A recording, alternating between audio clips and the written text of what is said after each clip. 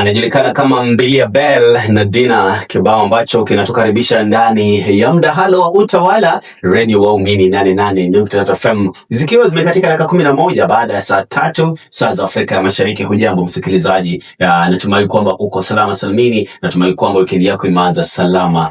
Pia ikiwa ni Jumamosi ya tarehe 16 mwezi Mei mwaka wa 2026, Jumamosi kama ilivyo desturi, tunajibanza ndani makala ya mdahalo wa utawala, makala ambayo tunazungumzia yote siasa, sheria na governance. Alright, leo hii msikilizaji, tunaendeleza mada ambayo tulianzisha juma lililopita, maisha baada ya gereza. Alright, je, nafasi ya pili bado ipo kweli? Wiki iliyopita tulizungumza kuhusu changamoto za waliotoka gerezani na nafasi ya jamii katika kuwasaidia kurejea maisha ya kawaida. Leo tunaendelea na mjadala huu wa kuangazia swali kubwa zaidi. Je, jamii yetu inaamini kweli katika nafasi ya pili ama tunasema tuko maneno? Tunazungumzia trust, tunazungumzia identity mpya baada ya gereza, mfumo wa ajira, sheria, afya ya akili na jinsi stigma inaweza kumfunga mtu hata baada ya kutoka gerezani. Ndiposa na kuuliza msikilizaji, unadhani jamii inafanya kutosha ili kuwasaidia waliotoka jela kurejelea maisha yao ya baada ya kifungo? Je, unadhani jamii inafanya ya kutosha ili kuwasaidia waliotoka jela kurejelea maisha yao baada ya kifungo? 0712223385 au kwenye mtandao wa Facebook Radio Waumini 88.3 FM. Na studioni siko peke yangu, niko na wageni wawili ambao wako tayari kuhadithia stori zao kisha kukuelimisha mawili matatu ya usiyojua. Endapo una swali, wewe uliza, wako tayari kwenye nafasi hii kukujibu na kukuelimisha pia. 0712223385 kwenye mtandao wa Facebook Radio Waumini 88.3 FM. Jina langu ni Brown, popote ulipo, karibu. Haya, moja kwa moja kwa rafiki yangu, ndugu yangu karibu. Kwanza kabisa anajulikana kama Ngeno. Hujambo ndugu yangu? Asante sana brother Bramwell. Uko salama? Jambo, nashukuru sana kwa sababu ya siku ya leo. Naam. Na Mungu akubariki sana. Asante. Kwa weekend njema. Na tatumai wale ambao wanatusikiza siku ya leo wamefurahi kwa yale ambayo tuliweza kuambia last week. Naam. Na leo tuko pia na mgeni wetu ambaye tutaongea zaidi. Na ni mzuri, nafurahi kwa sababu sana sana tumeweza kuwapa nafasi wale ambao wametoka jela. Okay. Songesha toke paza sauti. Najua leo kutakuwa na mambo mazuri ya kujadiliana na tuko tayari. Asante sana. Natoka Yellow Ribbon Initiative. Ni organization ambayo inadeal na ama inasaidia wale ambao wametoka gerezani kwa sababu ya zile shida ambao wanapitia katika jamii. Asante sana. Asante sana bwana Ngeno. Karibu sana kwa mara ya pili, manake tulianzisha hii mada au mjadala huu juma lililopita, ukatuelezea mengi tusiyojua, na nimefurahi tena leo hii umekuja tena kutuelimisha, na hujatembea peke yako. Umesema Bram, wacha nilete mwingine pia aweze kuelimisha wasikilizaji. Yes. Asante sana. Haya ndugu yangu, hujambo? Sijambo ndugu Bram. Uko salama? Nashukuru Mungu. Kwa majina unajulikana kama? Kwa majina naitwa Teddy Wawire. Teddy Wawire. Yes, aka Papa Tadayo wa Mijumba. Nimeokoka, Yesu Kristo ni Bwana. Teddy Wawire. Amen, Wawire. Wawire. Yes. Asante sana Teddy. Aka Papa Tadayo wa Mijumba. Papa Tadayo. Kwa nini aka? Mimi naitwa hilo jina Papa Tadayo kwa sababu gani?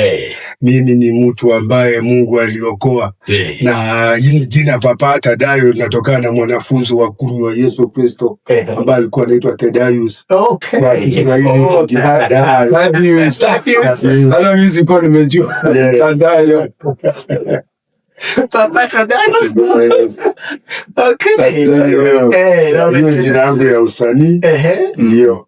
Kwa kifupi wewe ni mwimbaji. Mimi ni mwimbaji wa nyimbo za Injili. Alright. Nimeokoka, Yesu Kristo ni Bwana. Napenda hilo sana. Nitakuwa nacheza wimbo wako.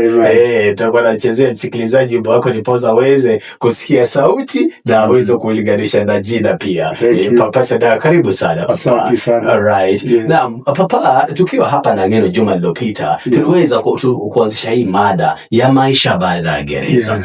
Kupitia kwa Ng'eno aliweza kutupa taswira ya zile changamoto ambazo wale ambao walijikuta gerezani wakamaliza kifungo chao na kurejea huku nje kujiunga na jamii, zile changamoto ambazo wanapitia. Tukazungumza mengi zaidi na mengi akatuelimisha mengi ambayo jamii inapaswa kufanya na pia serikali inapaswa kufanya. Ndiposa yeye aliamua kuanzisha shirika ili aweze kuwasaidia pia wale ambao wamejikuta katika hali hiyo. Hapo ndipo tuliweza kufika juma lililopita, na leo hii ndio kwa maana ameweza kukuleta wewe ili nao uweze kutupa hadithi yako ya vile uliweza kufanya nini kuendeleza maisha labda baada ya kifungo, ama vile ulihisi psychologically. Alright, ndipo tuweze kuendelea na mazungumzo hayo. Wacha nianze na ndugu yangu Ng'eno. Yes. Tunapozungumzia maisha ya gerezani, unajua hakuna yule mtu ambaye anasema kwamba mimi sitawahi jikuta kwenye gereza. Hapana, manake gereza imejengwa ya binadamu. Sio gereza ni kama hospitali. Papa Dada ameweka vizuri sana. Gereza ni kama hospitali. Kila mtu anaweza jikuta pale. Tunapozungumzia gereza ndugu yangu Ng'eno, kuna ile psychological imprisonment. Yes. Alright? Ile athari ambayo wale watu ambao wako katika gereza huwa wanakuwa nayo. Hebu tueleze the psychological aspect ya yule mtu ambaye yuko gerezani. Now, wakati uliopita nilisema ya kwamba kuna shida ambayo inakumba mtu ambaye amewekwa katika gereza. Naam. Na kabla hatujaongea sana mambo ya psychology, tuelewe ya kwamba binadamu haishi kama mlingoti wa stima. Sijui inaitwaje, post. Binadamu ni watu. Kwa sababu amelelewa katika jamii, culture na freedom of association. Na ukiwa katika a free community, unaweza amua vile unafanya, bora uko within the law. Na mara nyingi freedom is not absolute. Sijui ninasemaje kwa Kiswahili. Freedom is not absolute. Sure. So lakini uko na freedom kiasi. Unaweza, kuna jamaa alikuwa anasema vile alitoka anasema nao mimi naweza jifungulia mlango na ninaweza funga. Lakini ukiwa uko ndani unafungiwa na unafunguliwa. Na sio wewe unaamua. So ukiwa umeingia gereza, kwanza kabisa umetolewa kwa jamii ambayo ulikuwa umezoea. Una story na wao, unajulikana kama baba fulani, ndugu fulani, husband ama mzee wa fulani ama pastor. Uko na jina ya heshima. Na wakati umetolewa umeingia gerezani, hizo zote zinaisha. Ni kama unafuliwa nguo, unavalishwa sasa na identity tofauti. Wewe ni mwizi, mbakaji, umepewa madara, any kind of name. The situation in a shift automatically, you are a total stranger. Na wakati unafika tu hivi mlango wa gereza, you must submit. Yani identity yako inaishia hapo nje. Unapopanda gari hivi, unalazimishwa inaitwaje kusquat? Kukaba. Yani on your knees. On your knees. Yes, on your knees. Yeah? And you follow orders from there. That is the end of your freedom. Hapo ndio mwanzo wa jina ya mwizi, mkora, mbakaji, defiler. Hizo zote sasa inaanzia hapo. Na mjue ya kwamba binadamu, na hii ndio funzo hata nilikuwa nafundisha kanisani kitambo, ya kwamba binadamu ni maneno. Nikikwambia wewe ni mjinga, inakuaffect mpaka unasikia vibaya sana. So kumaanisha mwanzo ubinadamu ni neno. So wakati unaitwa mwizi, inakuaffect psychologically, spiritually and mentally.